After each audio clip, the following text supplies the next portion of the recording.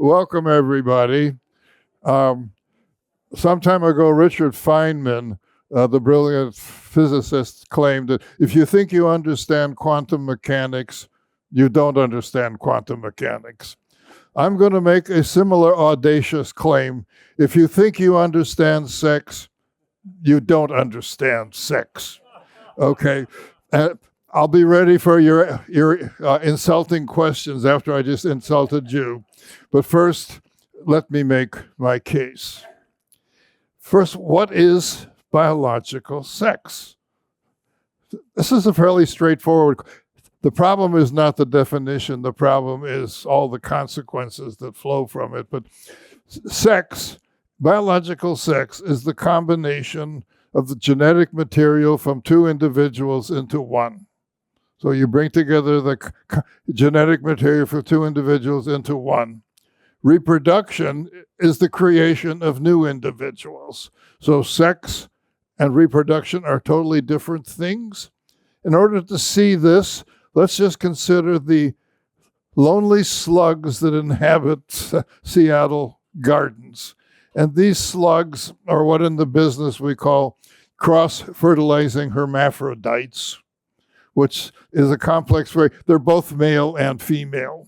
So when the slugs get together to have sex, which they do spectacularly, it's real porno, I'll tell you about it. They are both sperm donors and sperm receivers.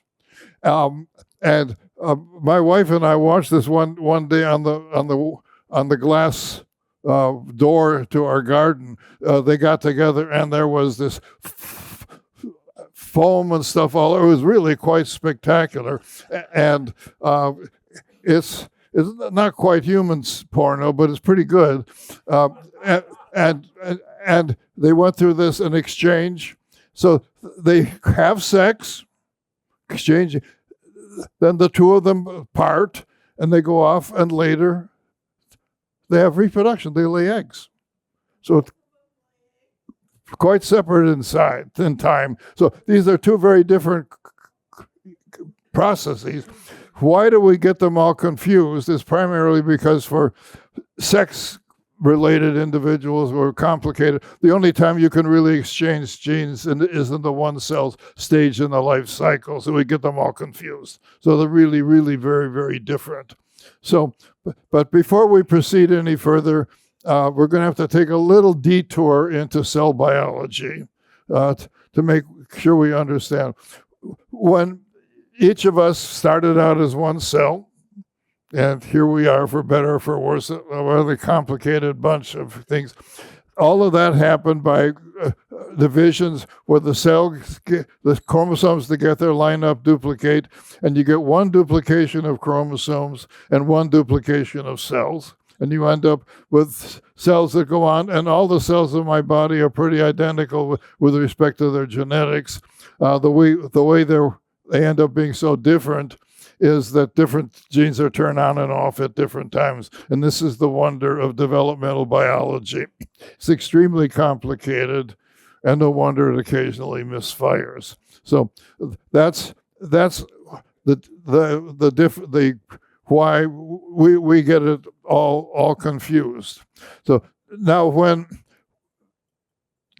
the sex cells, which we call gametes, are produced, there's a very different process. It's more complicated that has been honed by evolution over millennia.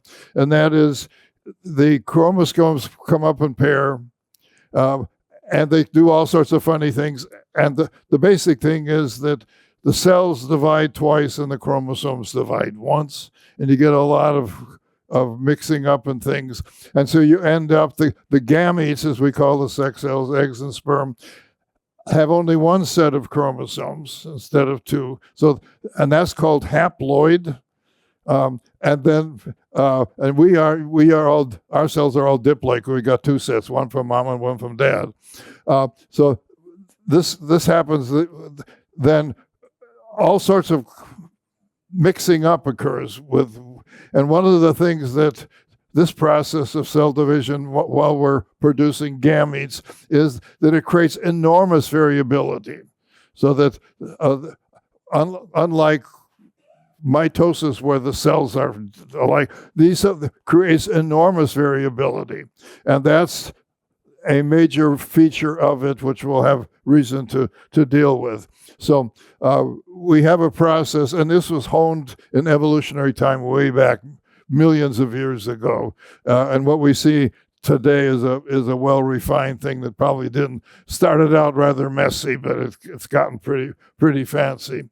And without that reduction, of course, every time you would have had reproduction, you'd have doubled the number of chromosomes, and it would be a mess very, very quickly. So what this process does, meiosis as we call it, is to create sex cells, gametes as we call them, that have only one set of chromosomes. They're haploid. When we get together, we're back to diploid.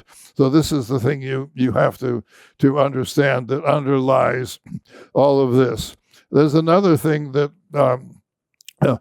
but that means when you have sex, you don't have to have anything that we would call male and female.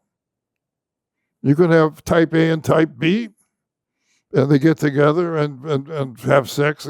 And that's some microorganisms have, in fact, that. There's no identifiable sex, just type A and type B. But what we find throughout biological evolution and preserved in a remarkable way is that it turns out that the production of gametes, there are universally two different sexes.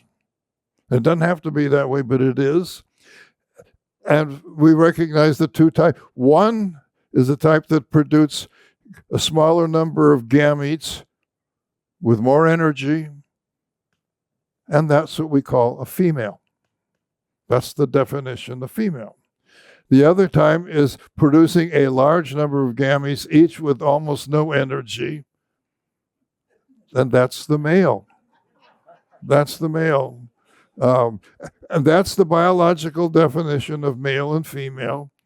And all the rest, we'll see that what flows out from that is a wonderful variety of stuff, but that's fundamentally what it is. And that's how we recognize in any species which is male and which is female. Those are the definitions. And the interesting thing is that has been preserved throughout biological evolution. And the big question is why. Let me take one other diversion, which is rather interesting, that was originally proposed in the magisterial work about 1930 of R.A. Fisher called The Genetical Theory of Natural Selection, which is one of the great books in evolutionary biology. And by the way, he also invented statistics. R.A. Fisher is one of the great intellects, and most of what we know as statistics was first created by R.A. Fisher. And he pointed out that there ought to be an equality of energy into males and females. Nobody saw it. Nobody understood it till the 1970s, when Robert MacArthur, the best theoretical ecologist of this past century, figured it out. And it has interesting implications, so I'll explain it to you. And that is, if we look at any sexually reproducing organism like us, half of the genes, everybody has a father and a mother. So half of the genes come from males and half come from females. However the mating is distributed, that's what happens. Half the genes come from males and half come from females. So that means males as a collective group pass the same number of genes as females as a collective group every generation, okay? So suppose for some reason or other, there's a big skew, and let's say there are twice as many males as females in a population. What that means is twice as many males as females are going to produce leave the same number of genes as the females. So each male is worth half as much. Sorry. Because the per capita contribution will be half. Okay? However they meet. That's true. If one male gets everything, it's still the same. Half come from males and half come from females. And so what this means is that if we had the situation in which there were twice as many males as females, a female that produced female offspring would get a bigger kick, because the likelihood of passing on genes of her offspring is higher, because the smaller number are going to produce the same as all those males out there.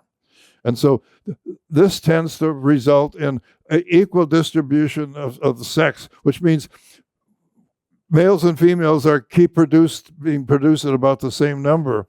And this has interesting, I'll just mention a couple of ways that it plays out in modern society. When chickens are fertilized and they lay fertilized eggs and they hatch, half are males and half are females. We don't want those males. They're going to be a nuisance, and they don't lay any eggs. So what do? The people that are able to sex little newly hatched chicks, they look at them, they tell which are males and which are females, and they throw the males into the bin. That's what happens. That's what happens. The other way, that when it's go to cows. In order to keep cows producing milk, you have to keep fertilizing. They have to have babies. And so they produce a calf every year. And half of those calves are going to be male and half female. We don't want all those male calves. In fact, there are probably more females than we want too. But so what happens? We're not going to throw those in the bin. So what do? We let them all feed a little bit on milk. So they grow up and put on a little weight eating milk only. And then before they turn to eating grass, we kill them. But we've decided that they're going to be good to eat. And we, in fact, eat them as their delicacy.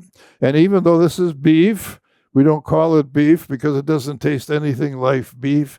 And we have our own name for it, and we call it veal.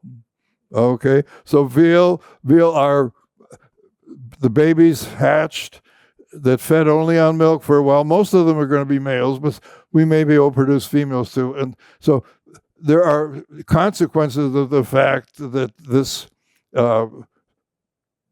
natural selection tends to even it out. So however it works out, about half of the things being born are going to be male and half female. And that is a big feature throughout evolution, and it's universal.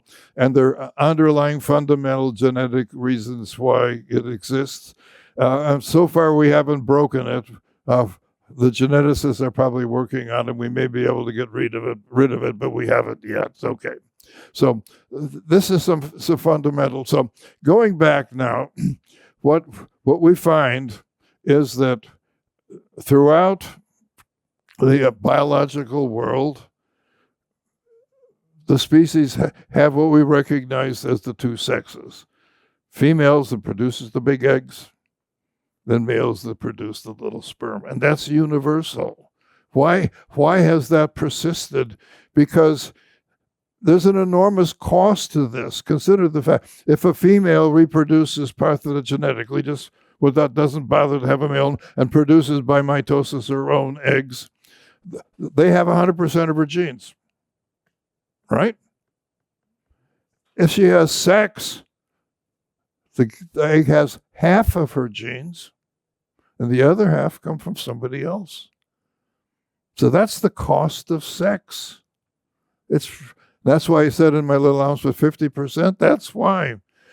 Why is it that persists against that enormous cost? That's a huge sacrifice. And there are females in the Southwest U.S., there are whip-tailed lizards that are female only and produce eggs by mitosis, and all the offspring are females.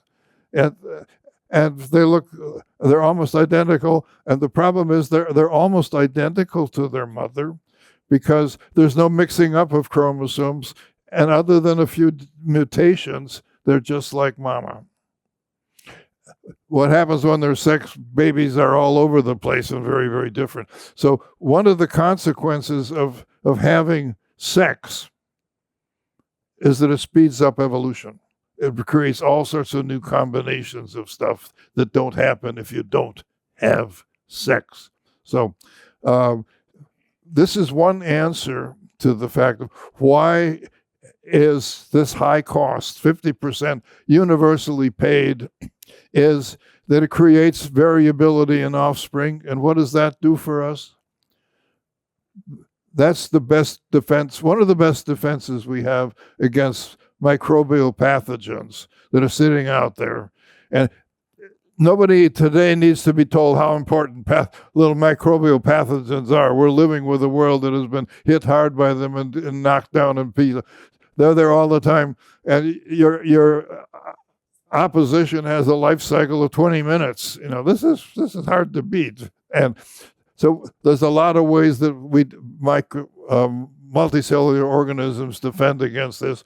But one way is creating highly variable offspring. One way of stating this is the way to avoid the Irish potato blight. It's not bad that Irish planted potatoes. There's a lot of potatoes in Ireland today. They do quite well. It's a wonderful climate for potatoes. What the problem with the Irish is they've planted all one genotype. So when a virus came through, it killed everything.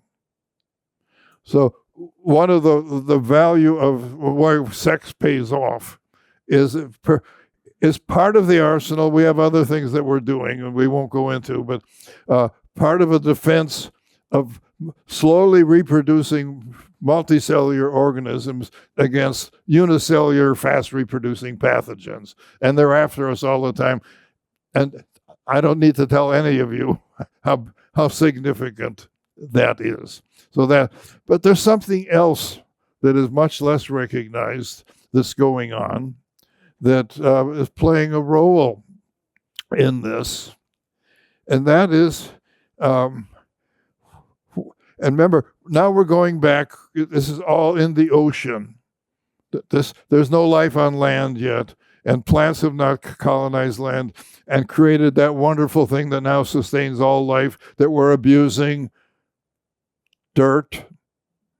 There wasn't any dirt then on land, and plants have created dirt, and we don't appreciate it. But this is all going on in the sea, and it's all going on with animals, because in the sea, the photosynthetic organisms are unicellular algae or photosynthetic bacteria, and that's the way it is out in the ocean today.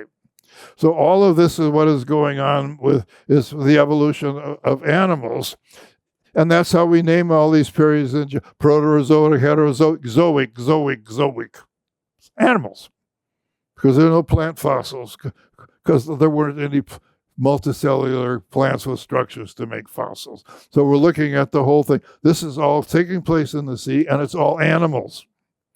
And so how do they reproduce in the sea? Probably very much like they mostly do now. You put the gametes out into the ocean waters. And that's what happens today. And it's the message I want to leave for you coming on from now is that the problem is not having too many partners to choose from. It's finding one. Finding one. Because you let it loose out into the water. There's a lot of water out there, and how are they going to get together? Or when we see a grass producing pollen, there's 1,000,001 places where the pollen can land that isn't appropriate, and a very, very tiny fraction of the earth out there that's any place to go. All grasses are wind pollinated, by the way. They still get by with it, and they produce vast numbers. And some of you may suffer from this. It's called hay fever because they're producing so much. And you don't get hay fever from orchids. Okay. So remember, this is taking place in the ocean. And even today, as I'll come back to it, that's what's going on. But that was what was going on. And so the problem is, and again, these are all animals, and the egg has got to hatch, and they've got to have some apparatus for foraging. They got to get food because they're not photosynthesized. So the egg, this small egg means you've got a small thing for getting food. If the egg gets bigger, you can get a bigger foraging effort. You can be more efficient. You can be able to tackle prey that you couldn't have. So there is a lot of reason why big eggs would be good. And one of the things that sex has done that is not much appreciated, it has unhinged the evolution of egg size and sperm size. So egg size can evolve independently of sperm size, and it in fact has. So we have getting to big eggs, which can do all sorts of wonderful things that small eggs hatch into cannot do.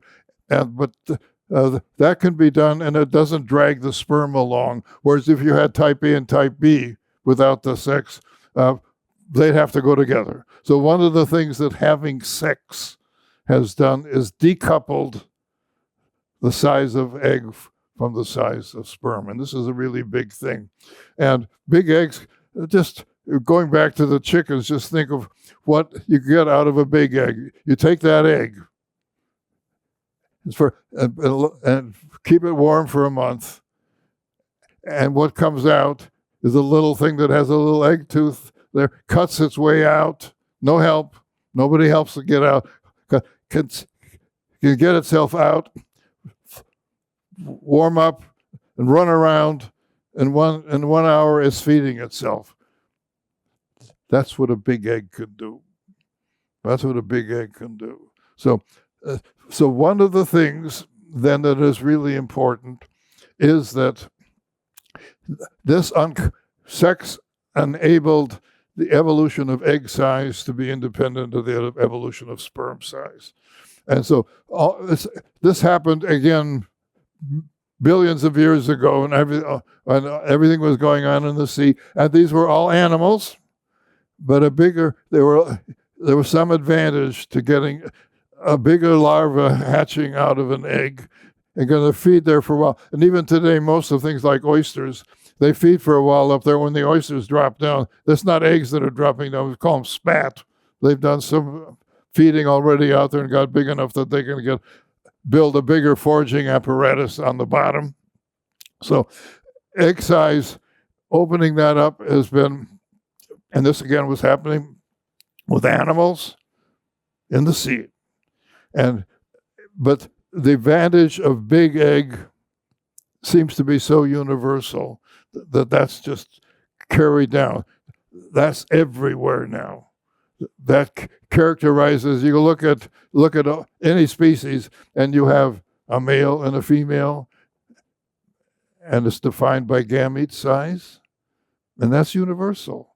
But it didn't have to be that way. You didn't have to have sex of that kind. But it's been a winner.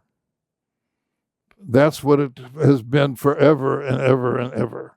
So that's one of the amazing things that has happened in the sea. And it's been the combination that is present everywhere. But let's go back to the main problem. And the thing about the slugs, what that means is that almost everybody you encounter is a potential mate. If you have males and females, automatically half of them are no good. And if you had more than two sexes, even worse. And as a matter of fact, biology is about how come it's always only two sexes? Why not more? And they've modeled, and they all multi-sex systems more than two always collapse to two for various reasons. And that's illustrative of one of the ways that science proceeds. It goes with counterfactuals. There ain't only two sexes. Why aren't there more? So you imagine to try to model. And science works a lot on counterfactuals. What is it? What it would be like if it wasn't what it is? Why isn't it what it is? And this has been done, and we know that that's the case. So that the main problem then, and this is hard for us to imagine. We look at television, and within the first hour, you've encountered 6 people who look like they're very ready to have sex with you. And you look at the problem is choosing. Over most of evolutionary history in the ocean, the problem is finding one. finding one. It's hard, but you release the eggs and sperm into the water. It's a huge volume of place. How do you find anybody? And a lot of what we see in the evolution then is how to increase the probability that it's a little easier to find. And one of the ways is to all do it at the same time. Figure out how you can do it at the same time so we all do it at the same time. And this is where the lunar cycle comes in. Not only does the lunar cycle affect the tide, and we know what it does there. When you live in a city like Seattle, you don't know what moonlight is. You don't.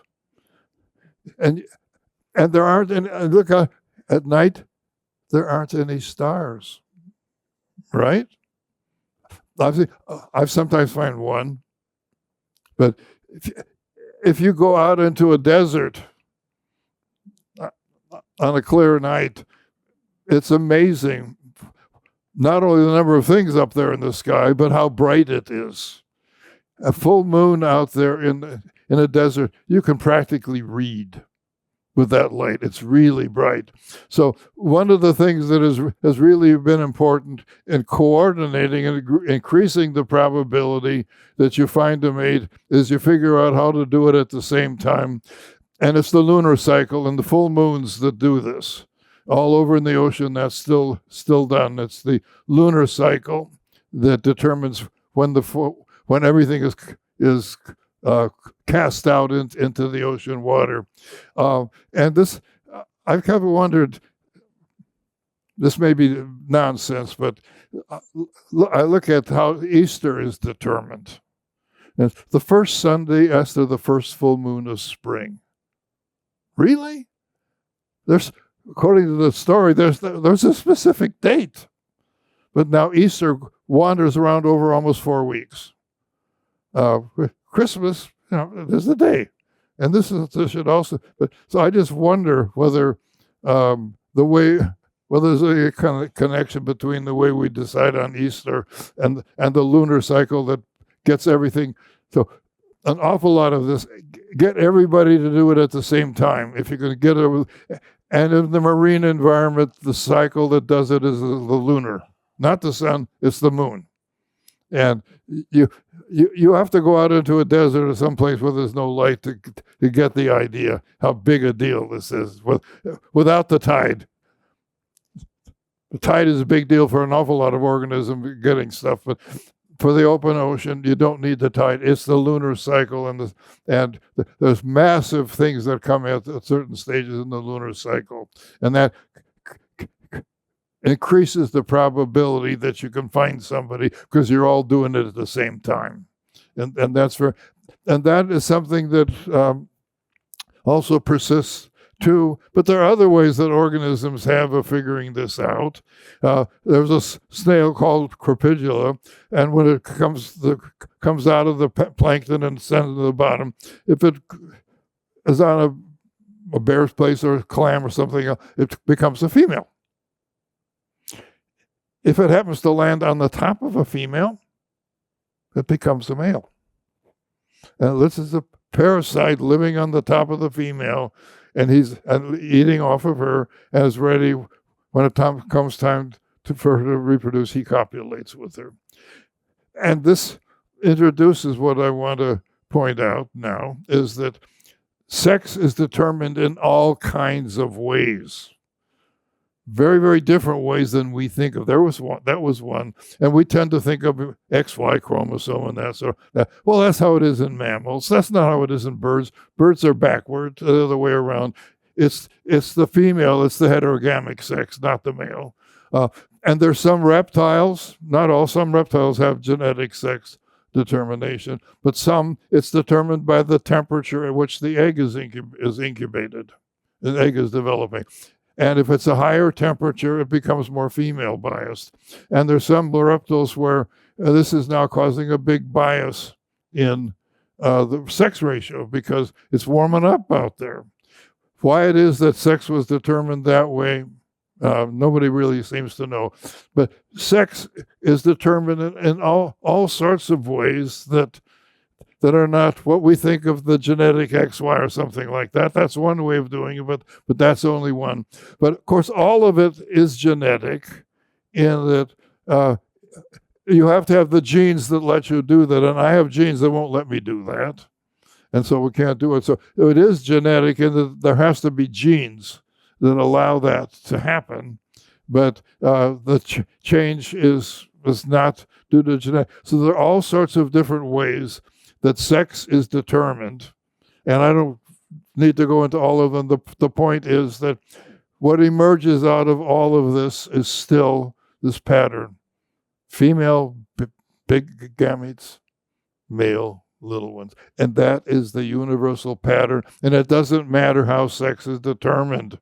It comes out that way the same. So that's one of the things that, and I've tried to give you the arguments of why that has been a winning combination, and it's stayed, it's persisted.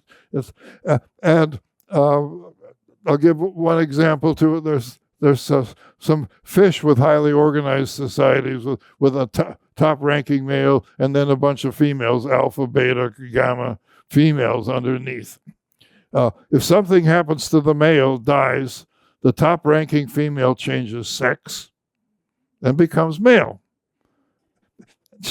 Her ovaries, she makes testes, she makes sperm. Total change. She is functionally exactly of design what is male and female. She makes the change. She is now functionally a male. Again, you have to have genes that let you do that. I mean, so there's some underlying genes.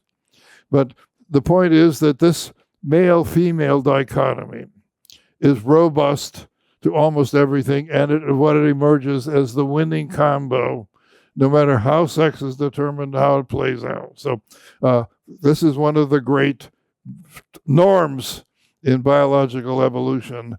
And I hope I've given you some idea why this has turned out to be a winning combination.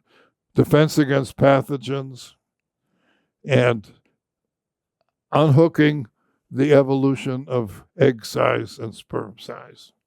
I think those are the two things that explain this really, really wonderful thing. Now, there's all of this can change and does change when we introduce parental care, which is all of this evolved in the ocean. There was no parental care.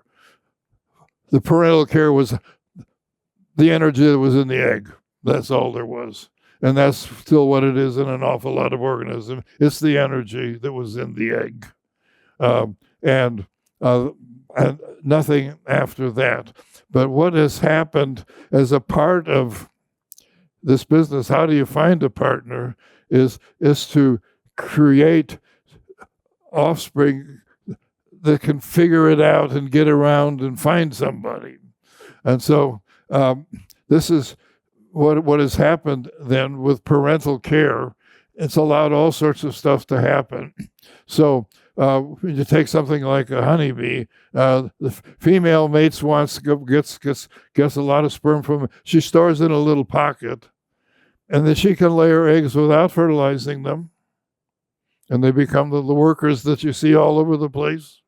Or she could fertilize a few of them, and they become males. The drones sit around doing nothing, pure male, and they're there when the female goes up to flight. They fertilize her, and so there's tremendous variation. She can control, and that's because this is like one large organism, the bee colony, and that's one way that it's done. You come looking at with parental care now in mammals, the mammalian egg has stayed very, very tiny.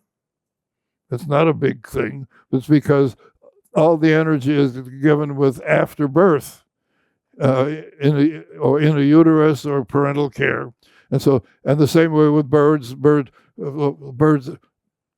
some of them have some pretty big eggs. But most, again, the development and everything is carried out by parental care, providing extra energy, creating organisms that can move or can signal.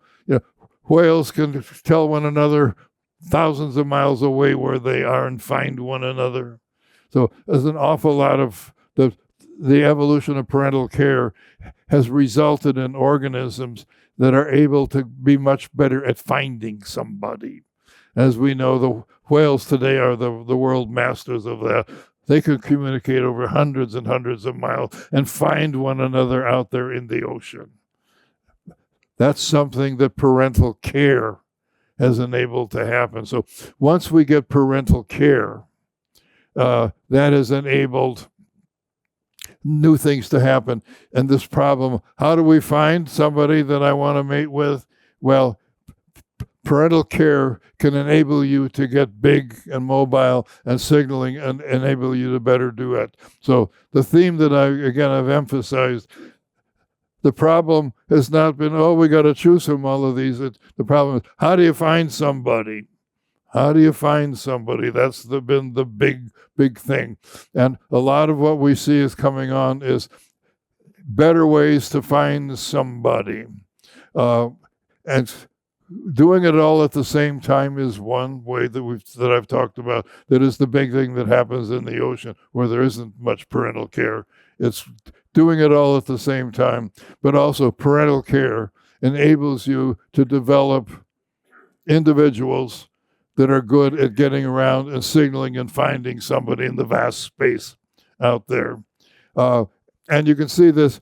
There's a lot of hermaphrodites out there in the world. The slugs aren't unusual. They're in animals, but also plants, as we know them, are almost all of them hermaphrodites. Look at the flower. You got the male, the anthers, and the pistil, the female. It's hermaphrodite. And therefore, when some pollinator comes, it is carrying pollen. It is now a female. It is receiving pollen. And hopefully when the thing leaves, it's carrying pollen. But where? Just think of what fraction of the world out there is a place where that pollen could do any good.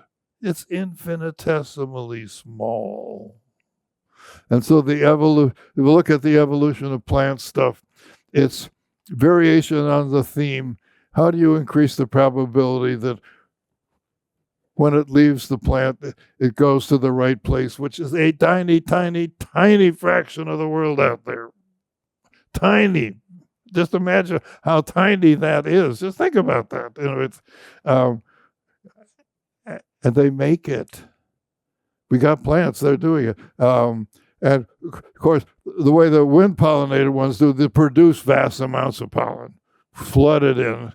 The wind blows where it is going to be. And the things that give you hay fever, as mentioned, the things that are wind pollinated. But it does work. But orchids reach the final where all of the pollen is in a little pollinium on the back, and the bee picks it up. And all of that fancy stuff, it's to make it hard to move around and make sure that when the pollen hits the right place, it gets off. That's amazing. And I've seen orchid bees in the tropics carrying pollinia from several different orchids on the back. And this is all, again, variations on the theme. How do you find somebody? And remember, this has been the big problem in evolution. It's not such a big choose thing. It's finding somebody. And so I want to emphasize this because it's hard for us to imagine this because we're so overloaded with opportunities that it's hard to think of this. But I want to close by citing a poem. And sometimes poetry is much better as capturing something than prose, especially when your prose is a lot less than Shakespearean. But this is a poem by Aldous Huxley, who you know is a British polymath. and you probably know him from Brave New World. But he wrote a wonderful poem called The Fifth Philosopher's Song, which I want to read to you, capturing sort of what we've been talking about. And I want to give you a little guidance. The metaphorical basis of this poem is Noah's Ark. Okay, finding the small place. Okay, and he's using Noah's Ark as the metaphor here. But also, he's using a word that you don't probably know, homunculus. Homunculus. This goes back to when we got microscopes, and people were wondering, how do you go from one cell to this? And one of the ideas, well, you don't have to do it, it's preformed. And people thought you could look into the sperm and see the little homunculus in there. And this was an actually nutty idea. Even if you've worked it out, then it was a non-starter. But an awful lot of people believed it. And the point, remember, science isn't that everybody has good ideas. Any scientist who has not had a bad idea has probably not had a good one either. Most, and that's what people don't understand about science. Science isn't that you get it right, but you have a way of finding out that it was wrong. Science has this corrective feature. And that's the thing that Kepler thought there was music of the theory. Darwin had a ringer with his theory of pangenetics. He got it all wrong.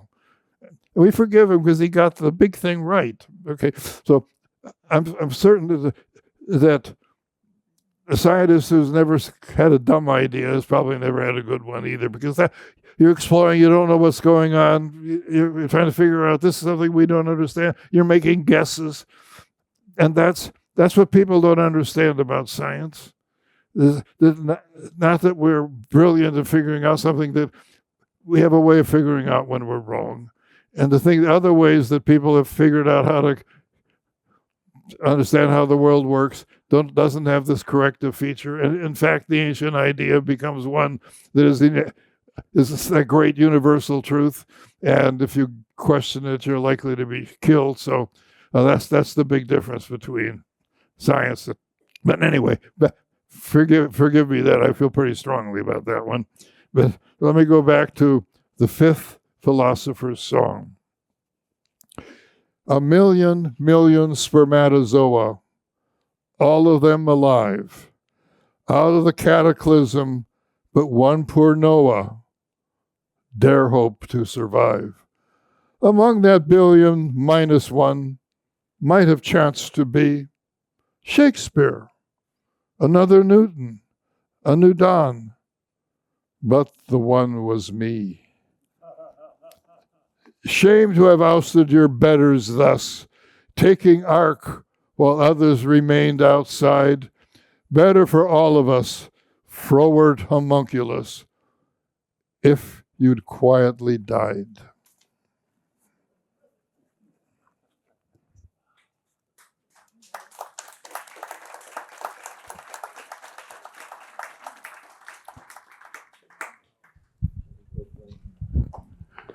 Do you want to take some questions? I'll be happy. I prefer friendly, but I'm open to any.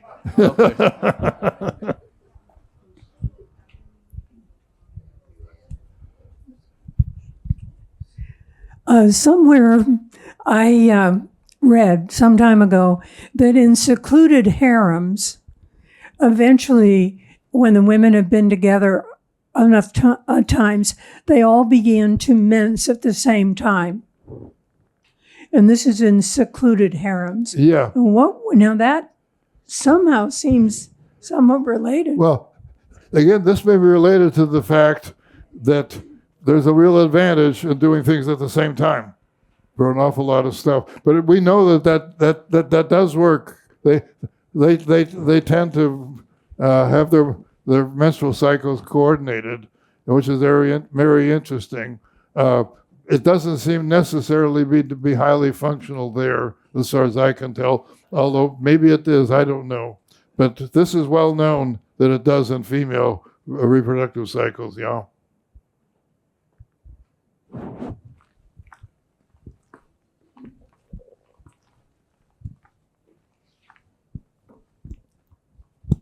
Here.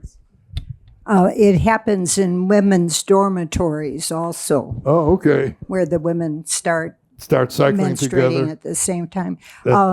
Earlier this week, either Wednesday or Thursday, there was a program on Channel 9 about the ocean, and it had fantastic pictures of what happens in a full moon, Yeah. of all the stuff arising from a reef. Yeah, the moon is the way it gets coordinated. The lunar cycle, and I say you need to go out in a quiet desert on a moonlit night to get the idea. Because you're living in Seattle, you don't get it. Yeah. You don't possibly get it. You can watch it on Channel 9 if you've got Okay. passport. But wonderful. Yeah, it's I've seen some pictures. It's fantastic, and that is the best way out in the ocean to get everybody together, figure out how to do it at the same time, and the clue is the moon. It's the moon. Where does pleasure come Pardon? in? Where does pleasure come into the Pleasure. pleasure? How many species experience pleasure in sex? I Pleasure. What makes sex exciting? Fun. Oh, pleasure. Pleasure. Oh, pleasure. Pleasure. Well, Yeah. of course, something that contributes to passing your genes, you're likely to find that pleasurable. Those people that found sex unpleasurable were underrepresented in the next generation. But there's a bigger picture. In general, we are Homo sentiens, not Homo sapiens. And so much of our behavior, and other organisms, by the way, too, except we don't know what pleasure is to them exactly because we don't know how to ask them. But we evolved to find the things that is good to do to be pleasurable and the things that it is bad for us to do in terms of genetic representation, unpleasurable. And that's one of the good things. Mostly the things that is good for us to do are pleasant. Gordon, Yes.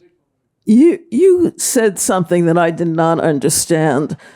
Something about birds being the opposite. I think in connection with gametes. I just didn't understand what you were referring to there. Okay. In mammals, it's the males that are the odd one, XY. The females are XX and the males are XY. In birds, the males are XX and the females are XY. I see. Thank you. It's the sex is the other way. And the point is that I was making is it doesn't make any difference how sex behavior and stuff works out. It's the same. But thank you for asking. I guess I wasn't clear about that. Thanks, Gordon. Okay. You talked about the importance of parenting. Could you say a little bit more about that? Where it emerges in the environmental history and the significance of that? But was it mammals? There are some birds who are capable of parenting, egg layers, but Well, this is it. Let me just compare birds and mammals with respect to parenting, because in both cases, if you're going to put a lot of energy into babies, you can't have as many. Okay, so parenting means you sacrifice the number of offspring you can have for investing in the chances that they will be viable and making a contribution to the few that you have. So parenting is the substitution for mass production for a big investment in a small number. So you can't have parental care in a lot. Okay. But it turns out to be very different in birds and mammals, precisely because in mammals, the investment in parenting is enormously female biased. Males don't make milk. I got the little nipples up there that seem to be rather useless up there, but they remind me that. But so in mammals, the investment is entirely female, and there's almost no biparental care. Male mammals don't do anything other than inseminate females or beat their chests somewhat. And you probably have noticed, who watch the bears, it's the female with their cubs.